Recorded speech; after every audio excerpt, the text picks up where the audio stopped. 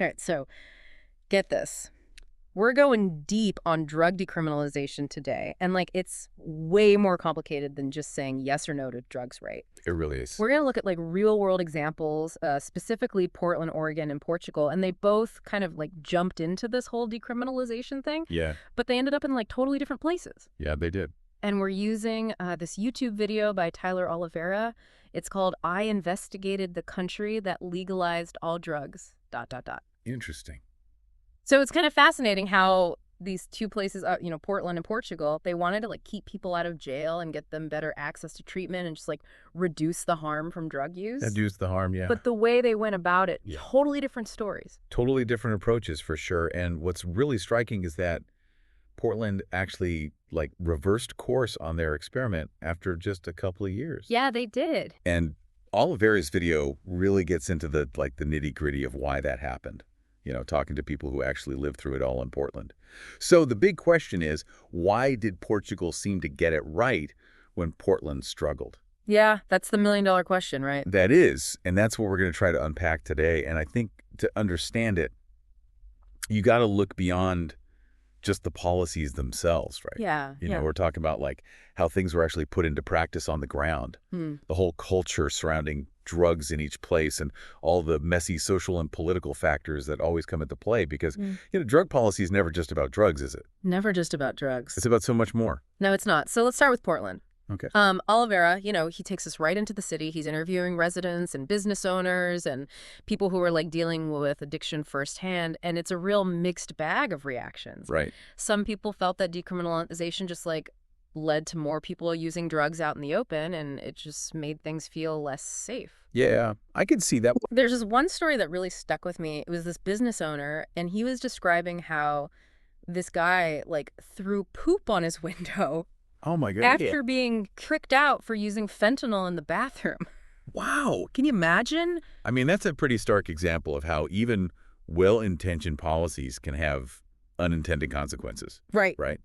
Especially when you're dealing with something as complex as drug use. For sure. And you have to remember that Portland's Measure 110, which decriminalized possession of small amounts of all drugs back in 2020, that was a huge EE leap. Huge. This wasn't just about weed. We're talking heroin, meth, everything. Yeah. It was this bold attempt to treat addiction as a health issue instead of a criminal one. Totally. And you can see how some people just weren't ready for such a big change. Absolutely. Oliveira also introduces us to this street photographer, Cocaine Michelle. Oh. And she takes him through Portland's Chinatown, which had become known as a place where a lot of people were using drugs. It's kind of eye-opening to see how it all played out on the streets. Yeah. I think what's interesting is that Oliveira doesn't shy away from showing the different sides of the story. Right. He interviews this guy, Jay, who's actually a drug user himself. Right. And Jay believes that the best way to deal with the overdose crisis is to just let people die. Wow. It's a really provocative statement. It is. But it makes you think about how complicated addiction is and ask yourself some tough questions about what solutions actually work. Absolutely. It's a really heavy topic. Yeah. He even shows the increase in discarded needles and how that affected public spaces. Right. It's easy to see why some people felt decriminalization just totally failed.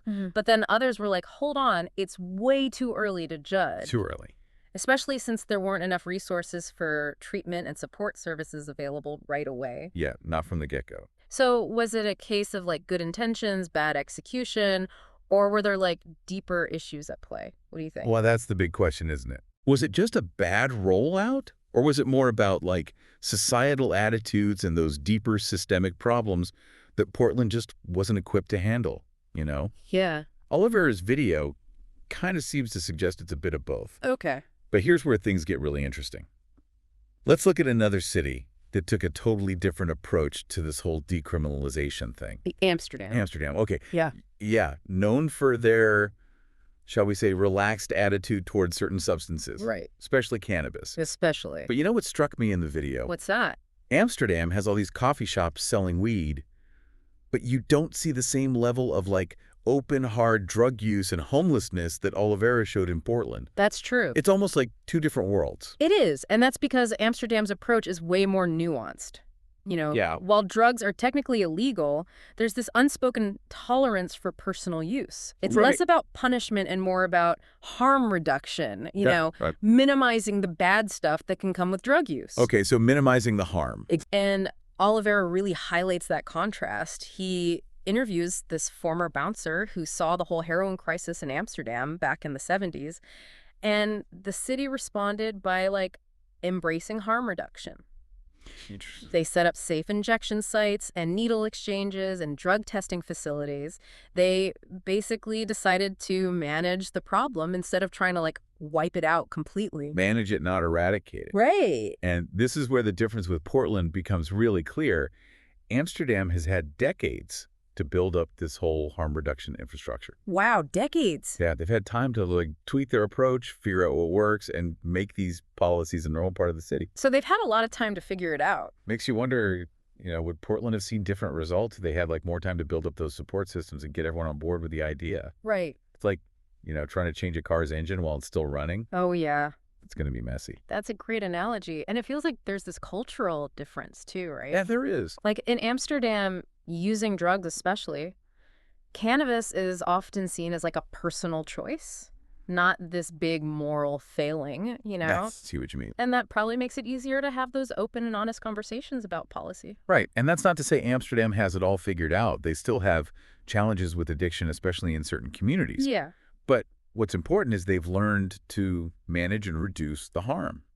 It's about finding a balance, and that takes time and a willingness to adapt, Yeah, for sure. So we've seen two very different approaches to decriminalization, each with its own like set of challenges. Yeah. Now let's switch gears to a country that's often seen as the gold standard for drug policy reform, Portugal. Ah, Portugal. Back in 2001, they went all in and decriminalized every single drug. Wow. And treated addiction like a public health issue instead of a crime that's got to take some serious guts. It was a bold move, for sure. It was. And a lot of people were skeptical back then. Really? But what's really interesting is how they actually went about it. Oliveira's video does a great job explaining the Portuguese system.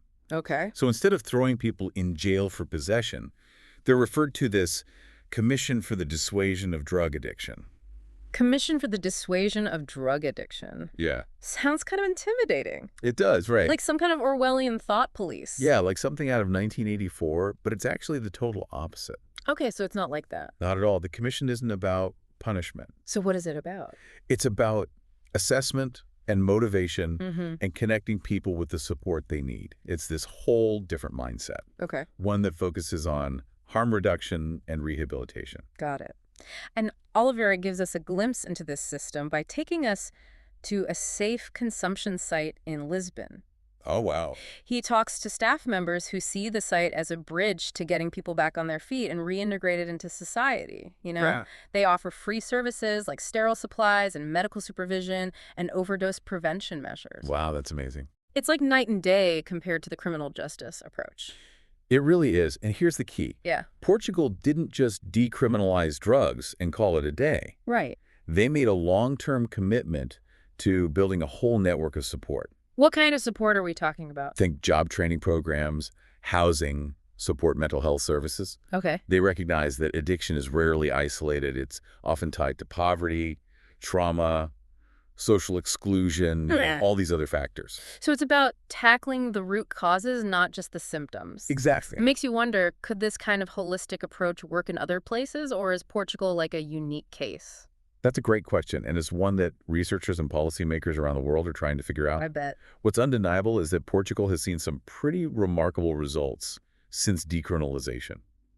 Like what kind of results? Drug-related deaths, HIV infections, crime rates, they've all dropped significantly. So the numbers look good. They do. But what about the human impact? Did Oliveira explore that side of things in his video? He did. He talks to people who have benefited from the Portuguese system, individuals who have found stability and health again. Okay. And it's not just about those individual success stories. It's about changing how society sees drug users. How so? When you treat people with compassion and offer support instead of judgment, it creates this ripple effect that can change whole communities. That's powerful. So while Portugal might be the shining example of what's possible, I'm guessing there are some people who'd say it's not a one-size-fits-all solution. Of course, every country, every city has its own unique context. Yeah. What works in Portugal might not work perfectly in, say, the United States. Right. But that doesn't mean we can't learn from their approach. What can we learn? It's about taking those core principles like harm reduction, a focus on public health and long-term commitment, and adapting them to different realities. So kind of like taking inspiration from a recipe, Exactly. but tweaking it to fit your own dietary needs and preferences. Yeah, you might substitute ingredients, adjust the cooking time, but the basic idea of the dish stays the same. I like that analogy, and that's what this deep dive is all about, exploring different approaches, understanding their nuances, and challenging our own ideas about drug policy. So it makes you wonder, right, would those strategies work somewhere else, like here in the U.S.? Yeah, could we like implement something like Portugal's commission thing? The Commission for the Dissuasion of Drug Addiction, yeah. Yeah, but like tailor it to how things are here. Exactly. What would it take to like create a system that focuses on treatment instead of punishment? That's the question, isn't it? And what about Amsterdam's approach to weed? Yeah, their model of like regulated sales and special places to use it, could that work in the U.S. with all our different laws? Yeah, because like it's different at the state level and the federal level. Right, exactly. It's complicated. But these are the things we need to be thinking about. For sure, if we can like move past all the fear and stigma around drugs, Absolutely. we can start having real conversations and exploring new ideas. I think that's what Oliveira's video is really trying to do. Yeah. It's not just about giving information, it's about inspiring action. Right. It's like he's calling on each of us to really think about our own beliefs and talk about these issues and fight for a better way of dealing with drug policy. Yeah, so it's about making our voices heard, right? Absolutely, every voice matters. Yeah. And you don't have to be like a policy expert to make a difference. So what can we do? You can start by just being more understanding towards people who use drugs. Yeah. Challenge the stigma, have those tough conversations that help change the way people think about this. Because at the end of the day, it's not just about drugs, it's about how we treat each other, right? It is. It's about how we deal with social problems and what kind of society we want to live in. Exactly. So to wrap things up, I want to leave our listeners with a question to think about. Okay, shoot. If you could start over and design drug policy from scratch, what would it look like?